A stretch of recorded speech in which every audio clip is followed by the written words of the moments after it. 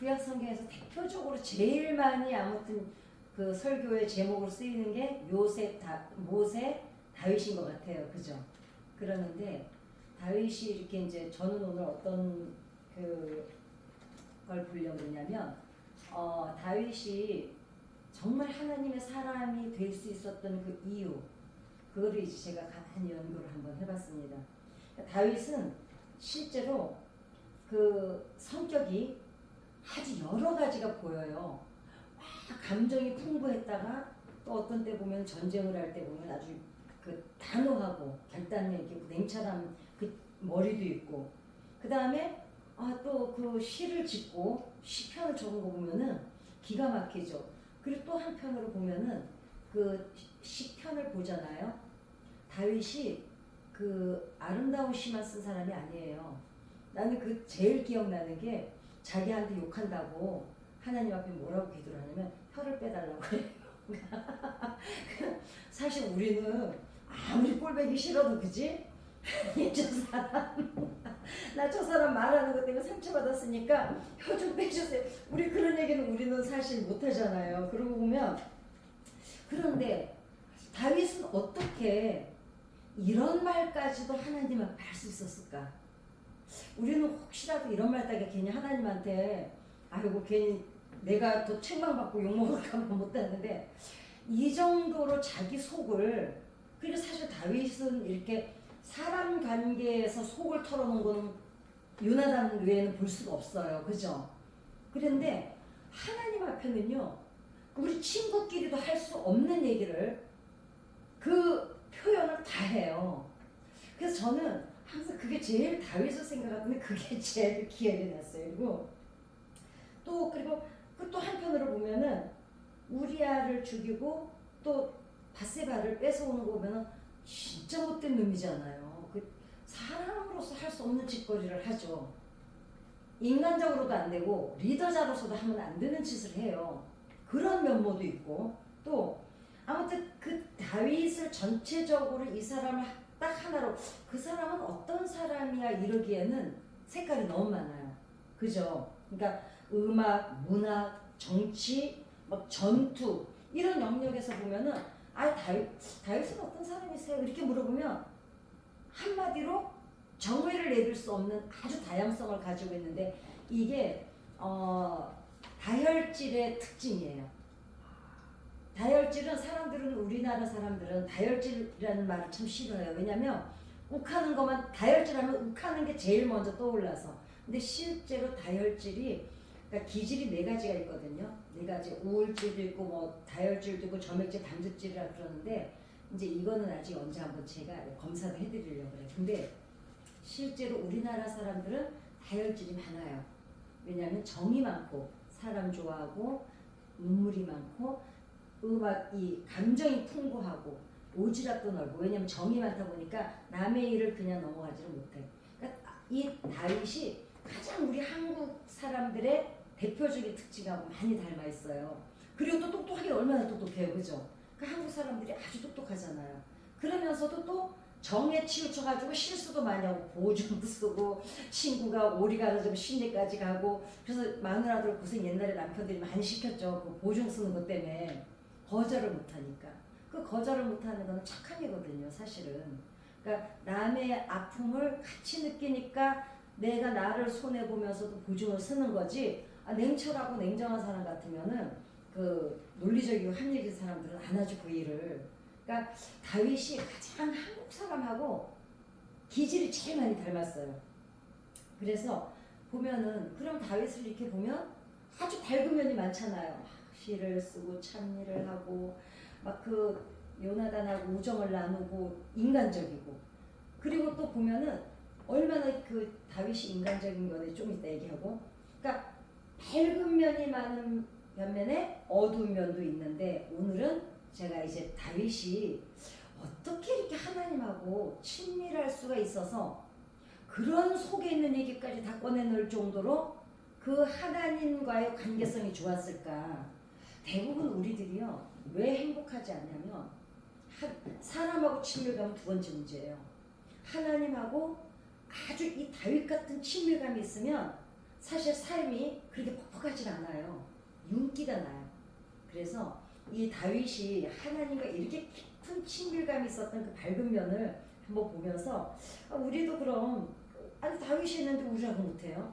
그래서 그 장점을 가지고 우리도 한번 접목을 시켜보자 그래서 한번 이제 이거를 제가 계속 다윗을 계속 생각을 했어요. 다른 것들은 사람들이 뭐 너무 많이 설교도 듣고 다 알게 있는데 이면은 한번 파헤쳐 봐야 되겠다. 근데 이게 있더라고요. 사람들이 장점은 강화가 되는 속도가 빨라요.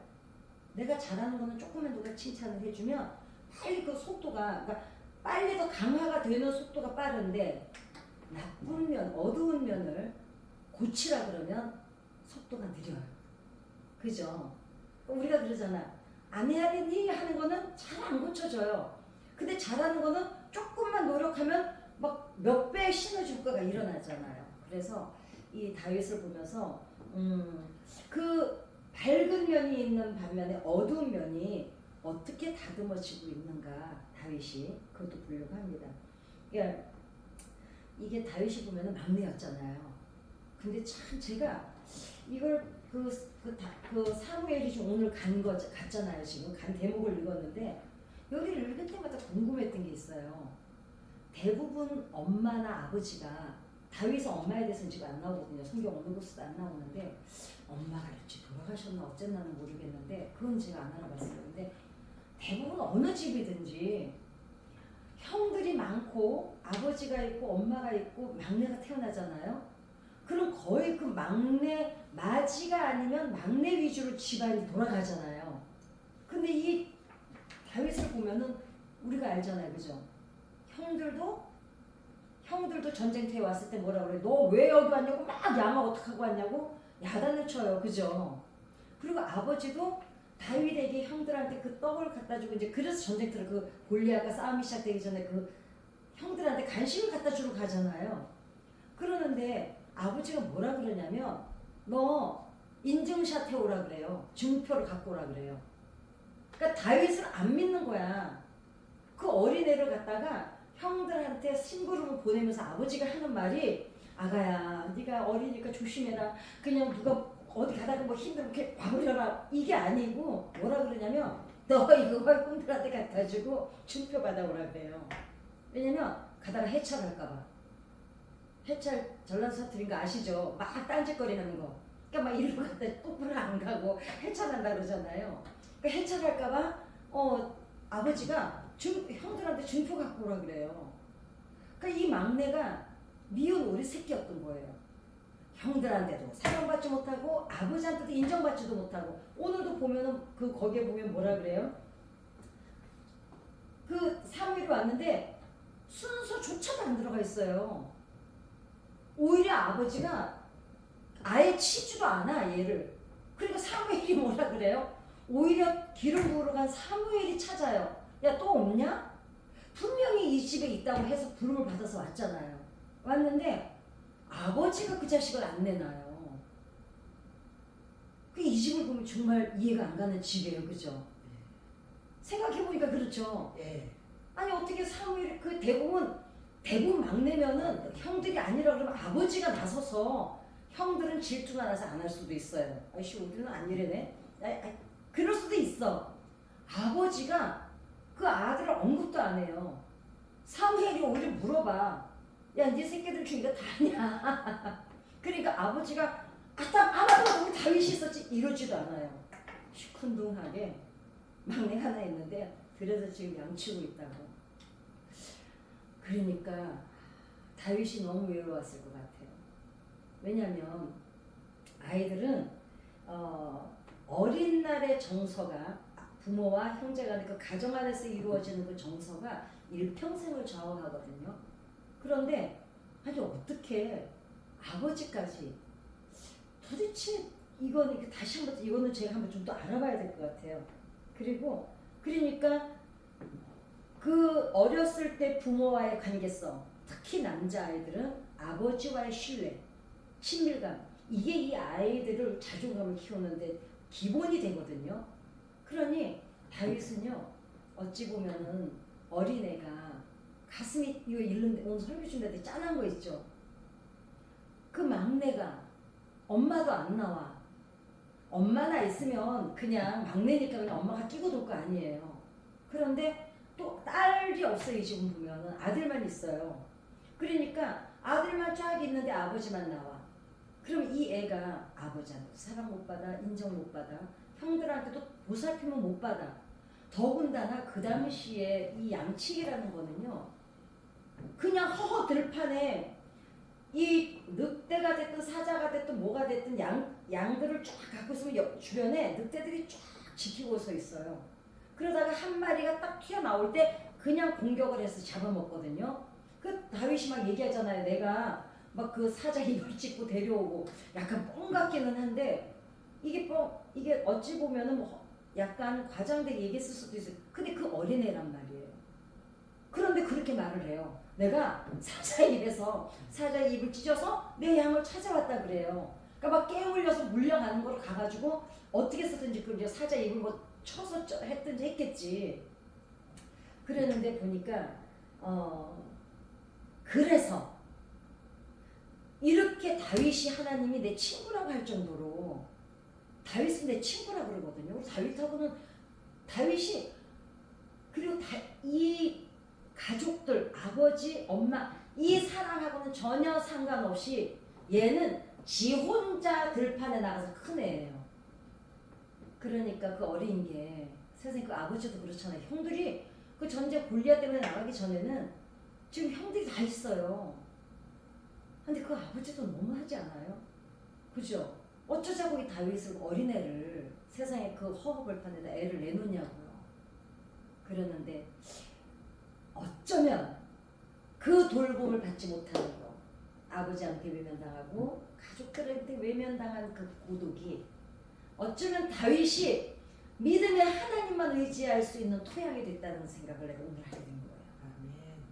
차라리 그랬기 때문에 어중간하게 사랑받고 어중간하게 돌봄을 받을 바에야 차라리 아예 내버려 두니까 얘가 집에 와도 그 밖에 이제 양들을 치고 상상을 해봐서 집에 왔어.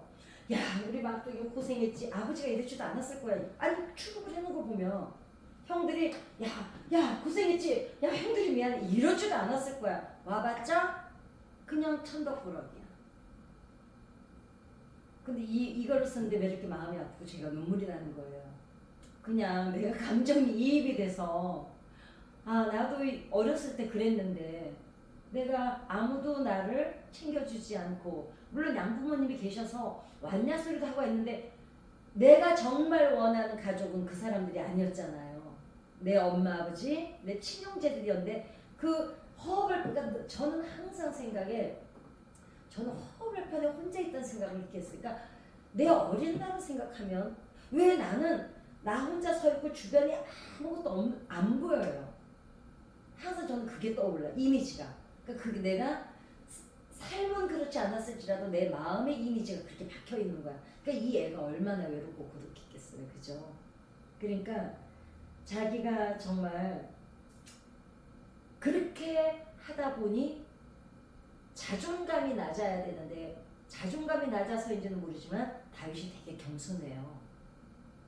왜 막 사울은 천천히고 다윗은 만만이라고 그러는데 나 정말 이러지를 않아. 나 그 정도에 이러지를 않아. 오히려 사울을 더 높여줘요. 그래서 광야에서 양치기로 굴러다닐 때 자기가 미운 오리 새끼인 줄 알았는데 이 다윗이 고백을 하기를 사울 앞에서 이렇게 고백을 해요. 내가 광야에서 양치기로 굴러다닐 때 하나님께서 나와 함께 하셨다. 그러면서 우리가 생각할 때는 허황된 것 같은데 허황된 게 아니죠. 왜냐하면 다윗하고 하나님만 아는 거예요. 그러니까 이 다윗이 그래요. 내 양들이 사자한테 굴러잡혀 내가 입을 찢고 데려왔다 그러잖아요. 그러니까 사람들이 어쩌면 이렇게 하나님을 표현하기 때문에 다윗이 허풍쟁이로 부모한테 어쩌면 미움받았을 수도 있어요. 다윗이 양치고 왔을 때 그래 양은 한 마리 아버지가 다 세볼 거 아니야. 잘 키웠나 안 키웠나 한 마리도 안 죽었어. 야 그럼 야 어떻게 양이 한 마리도 안 죽고 다 데려왔네 이러면은 아마 다윗이 아버지 앞에서도 그랬겠죠. 아버지 사자가 내 양 가져갔는데요. 내가 쫓아가가지고 입 찢고 데려왔으니까 아버지가 에이 상상이 안 가잖아요. 근데 얘는 하나님하고 지금 체험한 거 아니에요. 그러니까 아버지도 취급을 안 했을 수도 그런 것조차도 아마 미운 오리 새끼 같지 않았을까. 그러니까 그 외롭고 깊은 고독 그 어린애가 얼마나 쓸쓸했겠어요. 집에 오면 아무도 반겨주지도 않아. 자기를 자식 취급에 들어가지도 않아. 그런데 얘가 유일한 친구가 양밖에 없는 거예요. 근데 양하고는 말이 대화가 안 되잖아요. 그러니까 얘는 광야에서 끊임없이 하나님하고 대화했던 거예요. 마음이 짠하지 않으세요? 짠해요. 그러니까 이 애가 어린 게 그러니까 그 어린 게 늘 쪼말쪼말 하나님 앞에 얘기했던 거예요. 그냥 왜? 부모도 아버지도 나와 대화 상대가 안 해주고 형들도 나랑 말을 안 해주니 그런데다가 다윗이 어때요? 말하는 걸 좋아하잖아요. 시편을 쓴 거 보면 얼마나 표현력이 뛰어난지 몰라요. 그런데 사람이라는 거는 어린애들은 특히나 아이들은요 엄마가 무슨 말을 할 때 대꾸를 안 해주면 언어가 늘지를 않거든요. 그러니까 어렸을 때 엄마가 말을 계속 대화를 해준 아이들이 언어 능력이 뛰어나요. 그럼 다윗은 그 언어 능력이 뛰어날 수 있는 정서를 가지지도 못했어요. 그렇죠? 그런 다윗이 글을 너무 잘 쓰잖아요. 표현력이 너무 풍부하죠. 하나님하고 끊임없이 쪼글쪼글한 거야. 그게 어디에서 나타나냐면 다윗이 전쟁 나갈 때마다 뭐 할 때마다 그러니까 성경을 전체 읽어보면 그 기도를 많이 하는 모세고 뭐고 다 보면은요 다윗 같지 않았어요.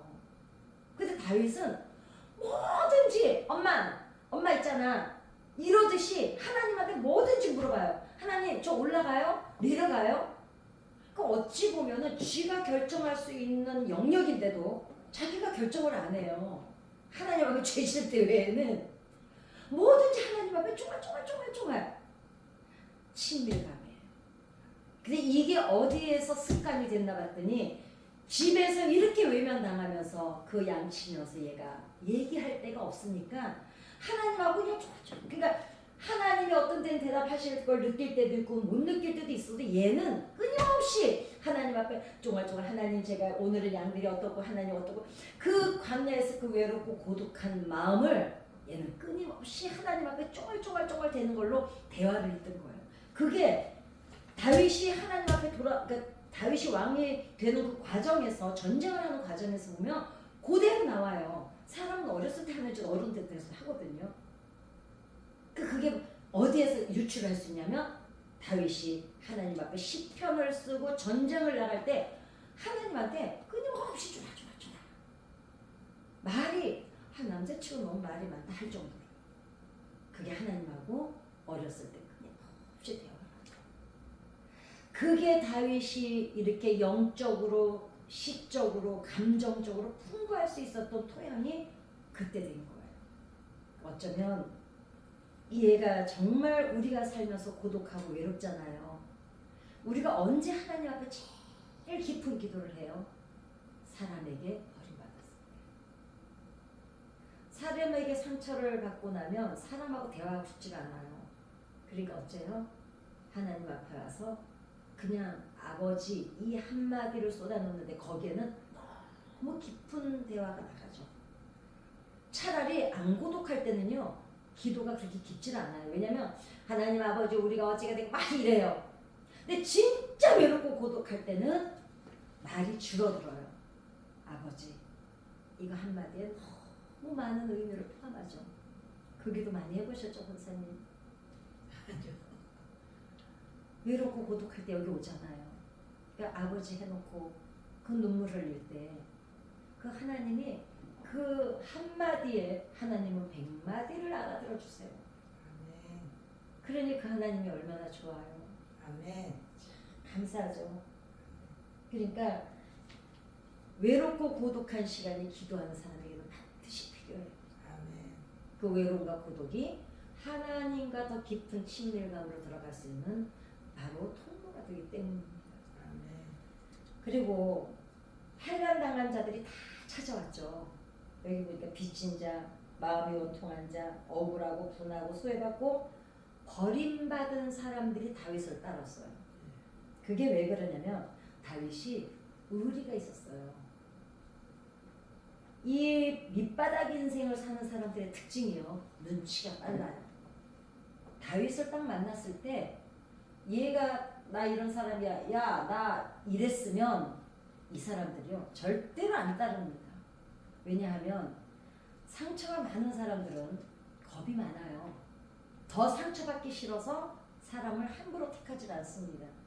근데 상처 중에서도 가장 큰 상처는 사람들에게 받은 상처거든요. 이 밑바닥 인생을 사는 사람들은 사람을 잘 안 믿어요. 그리고 세상을 안 믿습니다. 왜냐? 밑바닥을 살다 보니까 세상을 안 믿을 수밖에 없는 게 남들은 그냥 되는 일도 당연하게 되는 일도 이상하게 이 밑바닥 인생을 사는 사람들은 노력을 하고 애를 써도 안 되는 거예요. 그러니까 세상을 믿겠어요? 안 믿겠어요? 안 믿어지는 거예요. 그 다음에 보면은 인생 자체도 안 믿어져요. 왜냐면 내 팔자는. 왜냐? 애써도 힘써도 안 됐기 때문에 인생을 안 믿어지죠. 그 다음에 도움받는 걸 잘 못해요. 왜냐? 상처를 많은 사람들은 누가 도와주면 내가 받았을 때 기쁨보다 잃어버릴 때 상처가 상처를 받을 거가 미리 생각이 나서 차라리 상처를 안 받으려고 도움을 안 받으려고. 사람들은 뭐 관계성이 없어서 그런다는데 그건 아니에요. 아파본 사람들은 그 도움받는 것도 나중에 상처가 될까봐 거절하는 거지 그 도움이 싫어서 안 받는 게 아니거든요. 그러니까 그거를 사람들이 아유 저 사람 뭘 줘도 고맙다는 얘기 이래. 그게 아니야. 그 사람은 나중에 받았을 때 기쁨보다 더 큰 상처를 받을 게 두려워서 차라리 차단을 하는 거거든요. 그러니까 마음문을 한마디로 생각하면 안 여는 거예요. 그 다음에 의지하는 걸 잘 못해요. 왜냐면 늘 혼자 해결하고 혼자 처리하고 혼자 결정하고 혼자 짊어지고 왔기 때문에 정서를 나누는 걸 잘 못해요. 그 다음에 비판적이에요. 좀. 왜냐?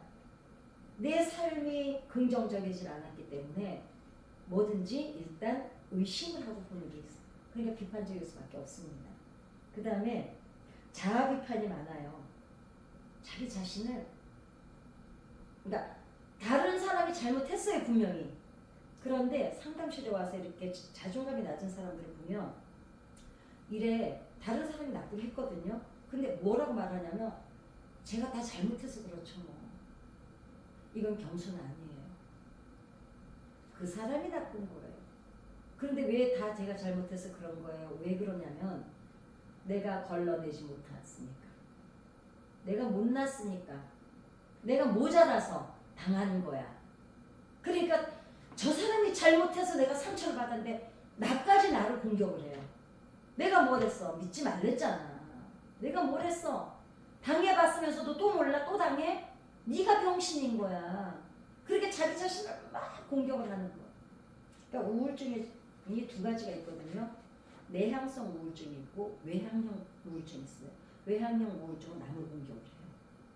그리고 남을 비판하고. 근데 내향성 우울증은 자기를 공격을 해요. 그래서 자살을 하는 거예요. 자기를 막 다그쳐.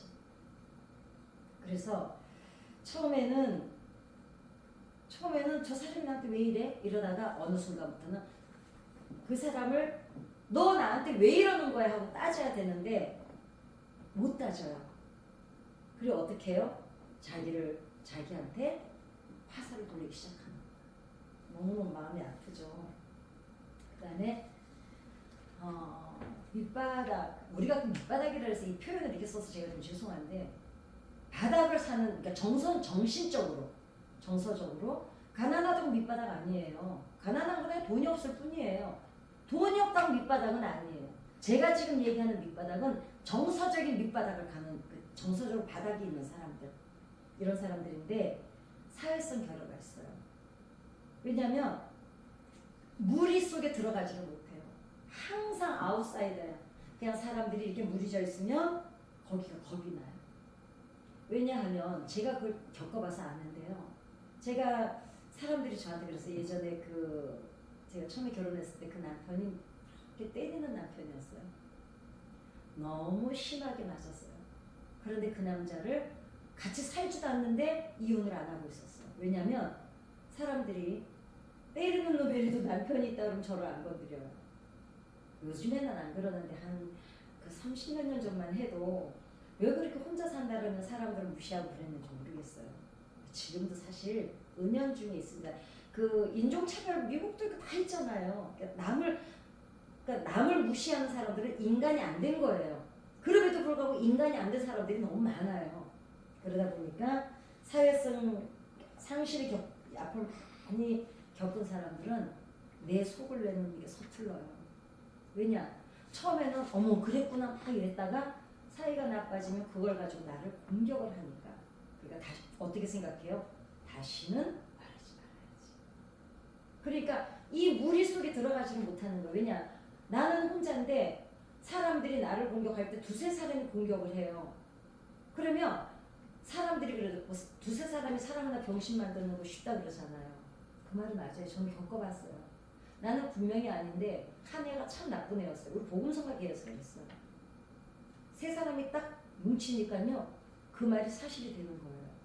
저는 그때 정말 미쳐 돌아가겠더라고요. 화는 나는데 이 세 사람이 그렇다 그러니까 내 말이 안 믿어지는 거예요. 지금도 저는 그 사람을 지금도 용서가 안 돼요. 미워하진 않지만 그 용서는 상대방이 잘못을 깨닫고 나한테 와서 빌 때 용서를 하는 거예요. 하나님도 우리가 회개하지 않으면 용서하지 않으세요. 회개해야 돼요.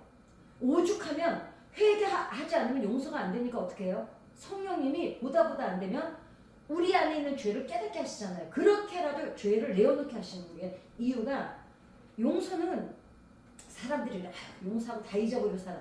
그건 잊어버리고 눌러놓고 사는 거지. 용서한 게 아니에요. 용서는 상대방이 내가 용서를 하고 싶어도 상대방이 잘못을 모르는데 어떻게 용서를 해요. 그러니까 저는 지금도 그 가수가 용서가 안 됩니다. 그러니까 사회성 결여가 왜 있냐면 내 밑바닥이 드러날까봐 사람들하고 어울리질 않습니다. 그래서 요나단이 이 옆에 있어요. 정말 다윗을 사랑했던 요나단이 있죠. 남자들은 사실은요. 그 권력이나 야망은 다 있거든요. 근데 요나단이 정말 착했던 이유는 그렇지 사람 볼 줄을 알았던 것 같아요. 요나단이 왕위 계승 1인자예요. 그죠? 사울 다음에 바로 요나단이 지금 왕 계승자거든요. 그런데 지금 이 분위기는 어땠냐면은 사울도 물리치고 다윗이 왕이 될 판인데 그런데 질투를 하고. 그러니까 저는 요나단이 정말 진정한 우정의 사랑을 했다고 생각이 들어요. 왜냐하면 지금 지네 아버지도 위협을 받을 정도로 다윗이 강한데 그렇다면 아버지가 위협을 받으면 다음 계승자인 자기도 위협을 받거든요. 그런데 그 다윗을 얘가 감싸고 돌아요. 근데 그리고 다윗을 사람 볼 줄도 있었던 것 같아요. 그리고 이거는 판세를 읽었던 것 같아요. 그러니까 결국은 요나단이 그 다윗을 도와준 덕분에 후손이 보호를 받잖아요. 그러니까 요나단이 자기라고의 남자들이 그 정치성이 강하게 남자들인데 왜 욕구가 없었겠어요? 왜 야망이 없었겠어요? 근데 판을 빨리 읽은 거야. 그리고 다윗이 투명하고 맑은 걸 알았어요. 그러니까 다윗은 야망은 있을지 몰라도 욕심이 없다는 걸 알았어요. 근데 야망을 제가 그 사전에서 다 찾아봤더니 크게 무엇을 이루어 보겠다는 희망이래요. 그 다음에 욕심은 자기가 가지면 안 되는 것을 탐내는 게 욕심이거든요. 그 요나단이 다윗을 알아봤던 게 욕심이 없는 걸 알았어요. 야망은 있지만 남의 거를 강제로 뺏어서 자기 걸로 만드는 그 야비한 놈이 아니라는 걸 요나단은 알았어요. 그렇기 때문에 요나단은 다윗을 사랑했던 거예요. 적어도 얘가 내 거를 만약에 하나님이 왕위를 옮기기는 할 수 없지만 만약에 내가 이어서 왕이 된다고 해서 다윗이 내 거를 뺏지는 않을 거라는 걸 안 거죠. 그러니까 자기가 지금 왕위 계승자인데도 불구하고 다윗이 지금 사울까지 위협하는 자리에 있는데도 불구하고 다윗을 도와요. 그 결과가 자기 자식들을 이제 나중에 도와주죠. 그러니까 인간성을 믿었던 거예요. 그러니까 저는 요나단이 참 해안이 넓은 사람이었구나 그런 생각이 듭니다. 그리고 다시 저는 제가 언제가 목사님하고 청송 갔다 오다가 그 얘기를 했어요. 다윗은 왜 그렇게 유부녀들을 좋아해요? 그랬어요. 그 누구지? 처음에 그 다윗이 양떼를 지켜줬는데 그 여자가 이름이 그 외국인 이름들은 맞아요. 그거 저기 그 여자도 유부녀잖아요. 네, 맞아요. 그 사람. 그리고 또 누구도 또 유부녀예요. 아무튼 있잖아요. 다윗은 사울도 유부녀였어요. 그렇지. 그 다음에 누구지 그거 바세바. 네. 바세바도 유부녀. 그래서 내가 목사님 왜 다윗을 이렇게 유부녀를 좋아해요? 그리고 우스갯소리를 했는데 자기 그 사울 딸이 사울이 다윗이 도망가니까 미갈을 딴 남자한테 시집을 보내버리잖아요. 근데 사실은 미갈이 다윗을 사랑했어요. 그러니까 자기 목숨을 걸고 도망을 치게 해주잖아요. 그 당시에 왕의 명령을 거역한다는 거는 누구나 막론하고 죽임을 당하거든요. 근데 그냥 다윗이 자는 척하게 해놓고 미갈이 다윗을 그 창틀로 내려서 도망을 치게 해주잖아요. 그러니까 사실은 미갈은 그 정도 자기 목숨을 내놓고 다윗을 사랑했던 게 맞는데 행복하진 않았잖아요. 그랬는데 사울이 어떻게 해요? 평범한 남자한테 미갈을 시집을 보내요. 근데 사실은 미갈이 거기서 잘 살고 있었어요.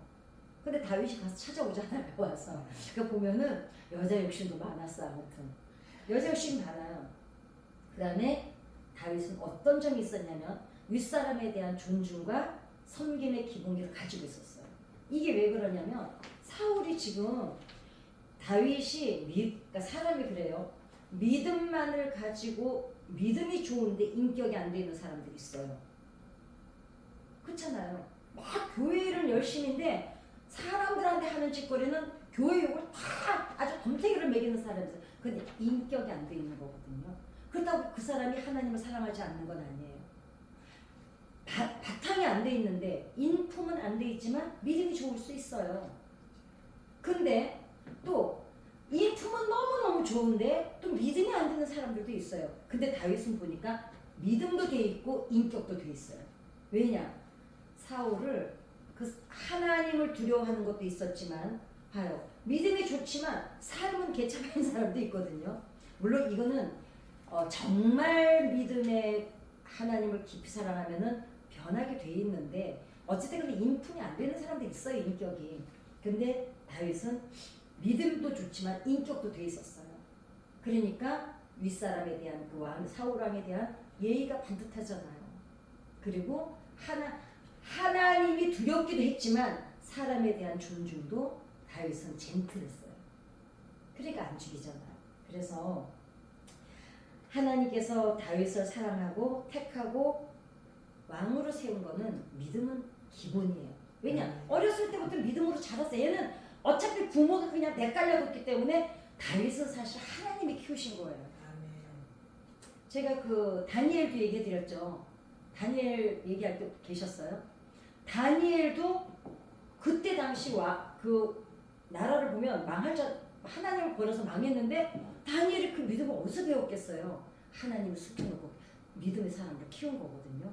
그러니까 다니엘도 그렇고 다윗도 보면 부모는 믿음으로 못 키웠어요. 뭐 제사장의 반열일지는 모르지만은 못 키워냈습니다. 하나님이 직접 기르신 게 양육한 게 다니엘하고 다윗이에요.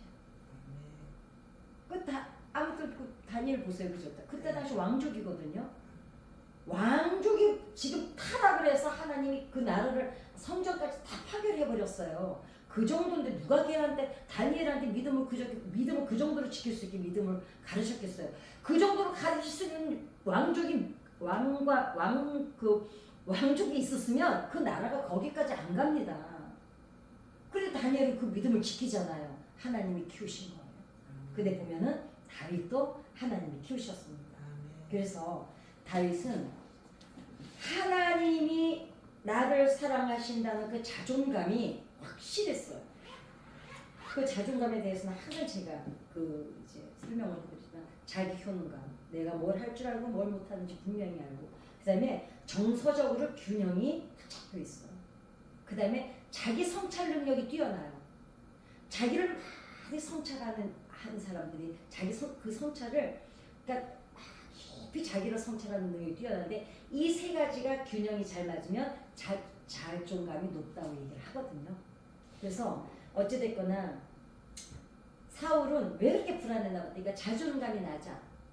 그러니까 열등의식이 강해요. 그러니까 내 안이 단단하면은 사람들이 앵간히 건드려도 그런가 보다. 나는 괜찮아. 나는 뭐. 그러니까 예를 들면 이런 거야. 제가 그 숫자 난독증이 있어서 우리 남편이 제발 여보 구구단 못 외우는 거 절대로 어디 가서 얘기하지 마 이랬는데, 제가 지난번에 구구단 못 외우는 얘기했더니 그 영상 제발 올리지 말라고. 근데 저는 제가 항상 얘기했어요. 나는 구구단을 지금도 못 외우고 계산하지만 대신 노래 잘하잖아. 나 책 잘 쓰잖아. 피아노 잘 치잖아. 기타 잘 치잖아.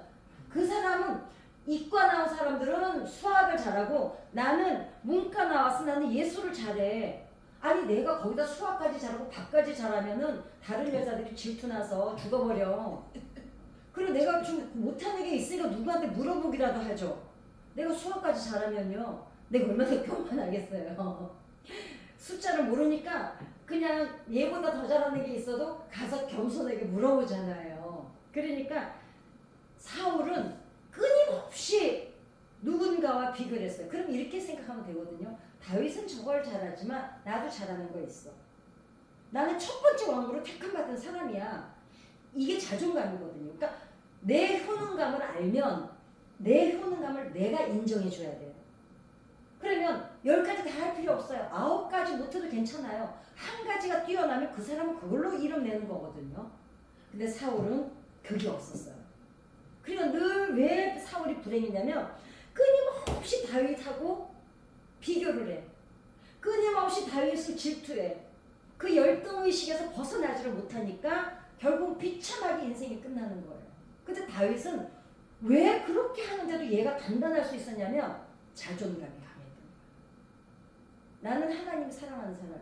그리고 나는 내가 뭘 못하고 뭘 잘하는지 알아. 그리고 정서적 균형이 잘 이루어졌기 때문에 시편을 써내는 거예요. 그 다음에 뭐가 있어요? 자기 성찰 능력이 뛰어났어요. 그게 어디에서 나타나냐면 나단 선지자가 와서 회개하라 그럴 때 막 그 표현이 그렇잖아요. 침상이 눈물에 뜬다는 거야. 그 정도. 그러니까 그 정도로 뼈가 아플 만큼 회개를 했던 거예요. 그게 성찰이거든요. 이 세 가지가 균형이 잘 맞춰져 있기 때문에 자존감이 높아요. 그러니까 별로 그렇게 사울이 미워해도 별로 원망을 안 해요. 안 건드려요. 왜냐면 그냥 단단하니까. 근데 사울은 그게 안 됐었어요. 이걸 비교하고 끌고 열등의식을 느끼고 왜 나는 없어? 왜 쟤는데 나는 없어? 내 징징대고 집착하고 막 뭐든지 자기가 다 해야 되고 막 자기가 대접받아야 되고 이 짓거리를 한 거예요. 사울이. 그러니까 결국은 자존감이 낮아. 그러니까 그 믿음도 결국은 없었던 거죠. 근데 얼마나 불쌍해요. 하나님이 자기를 첫 번째 왕으로 이게요. 그냥 우리는 사울랑 해버리잖아요. 지금 사울이 어느 정도로 대단한 왕인지를 본인이 몰라요. 하나님이 세상을 창조하시고 이스라엘 민족을 택하시고 첫 번째로 세운 왕이 사울이거든요. 그러면은 그것도 그 수많은 사람 중에 자기가 지금 택한 혼자 받았거든요. 첫 번째 왕으로. 그러면 얼마나 대단한지를 얘가 본인만 몰라, 본인만. 그러니까 어때요? 계속 비교하는 거야. 계속 징징대고 그리고 엄한 짓 하고 헛짓거리하고 돌아다니는 거야. 그러니까 자존감이 낮다는 건 이 정도입니다. 그래서 틀림없이 하나님 앞에서 영적인 자존감은 분명히 회복해야 돼요. 아멘. 이 회복이 되지 않고는 이 짓거리 해요. 끊임없이 비교하고 끊임없이 누가 응답받았다면 나는 왜 그렇게 기도하는데도 안 되지? 그 사람은 받을 때가 된 거야. 어떤 사람들이 그래요. 왜 목사님 그렇게 축복받냐고. 그래서 내가 그래요. 오늘을 내가 있기까지 당신이 내가 뒤안길에서 내가 흘린 눈물 상상이나 해봤냐고. 오늘이 내가 있기까지는 나는 너무나 어쩌면 피눈물을 밟고 왔는지도 모른다. 난 단 하루도 내가 흘린 눈물 안 밟고 지나온 적이 없다. 내가 뚝뚝뚝뚝 흘리는 눈물 내가 밟고 왔다. 그 결과물이다. 그러거든요. 남들이 응답받을 때 그 사람이 그냥 받았겠어요? 그 은혜 속에 들어가기까지 얼마나 많은 고통과 아픔과 애통함이 있었겠냐고. 그거는 생각 안 해요. 쟤는 분명히 기도하는 것 같은데 나는 죽어라고 하는데 나는 안 되는 것 같아. 이게 지금 사울이 느꼈던 열등의식이거든요.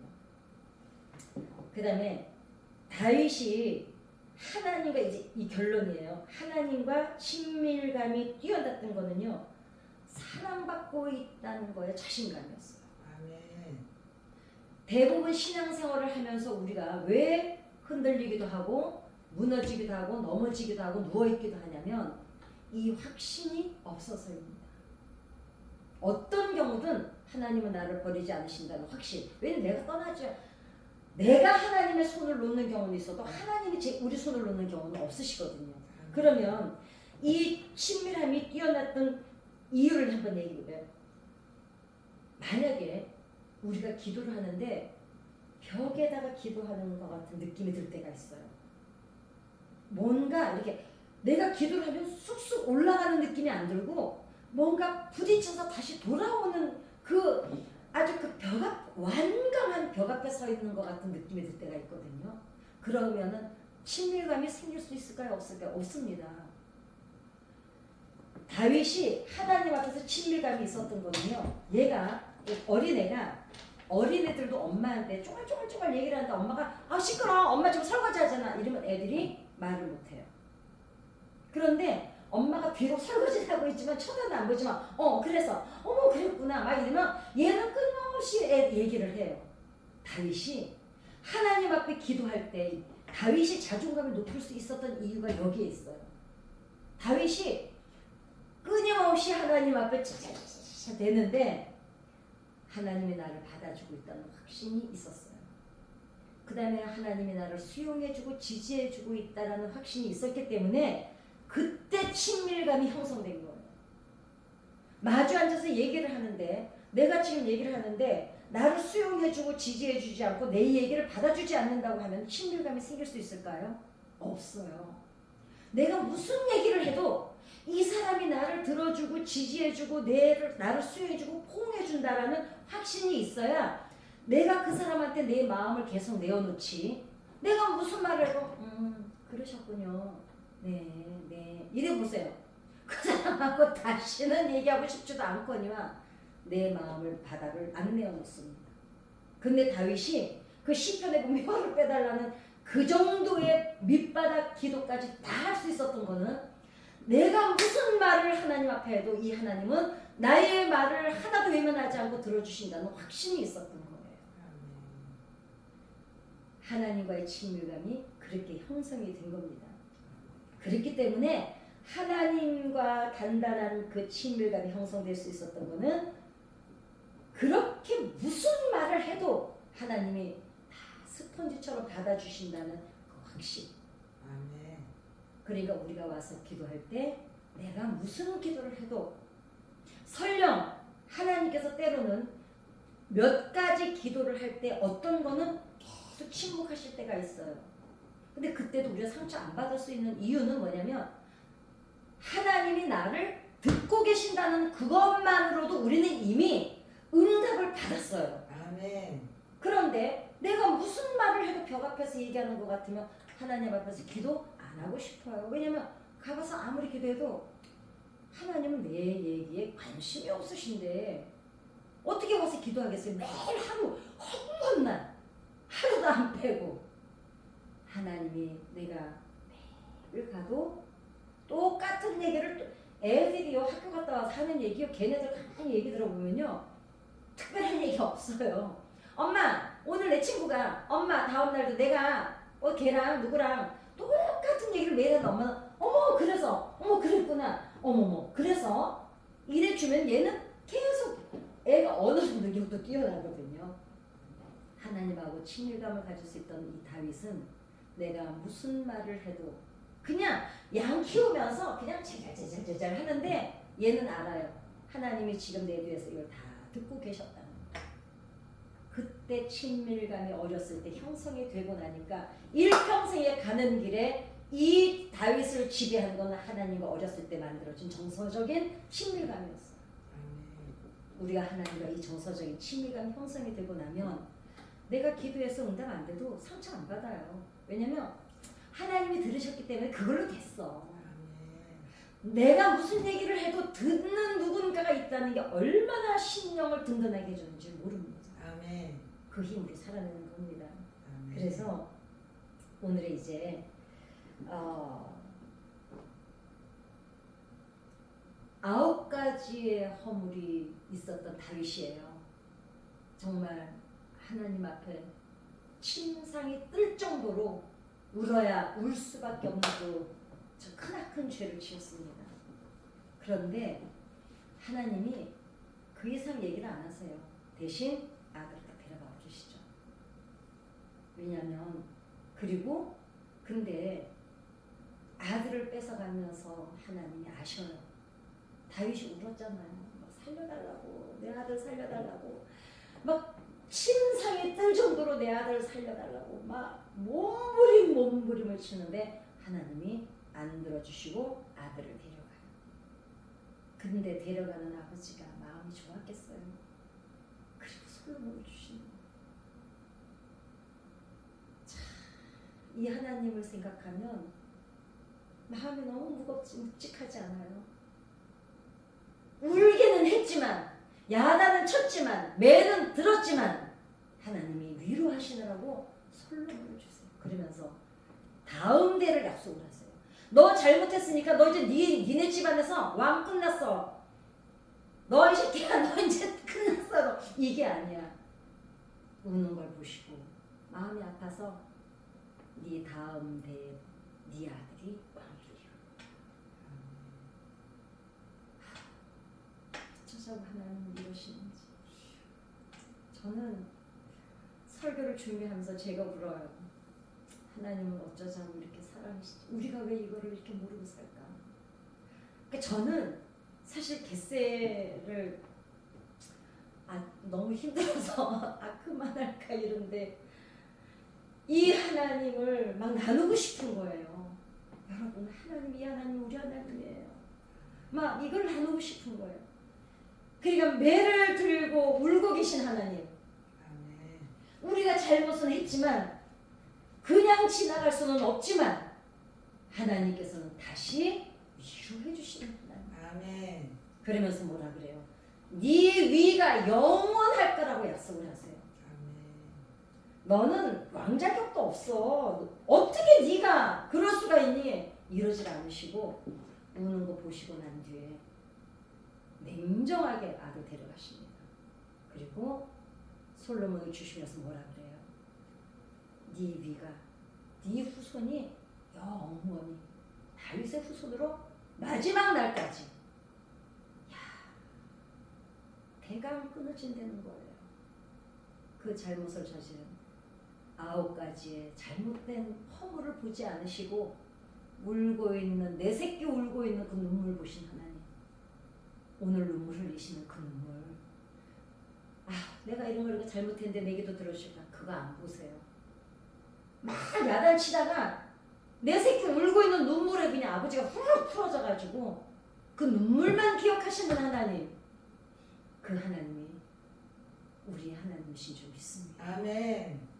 우리 주기도문하고 우리 이 하나님 앞에 감사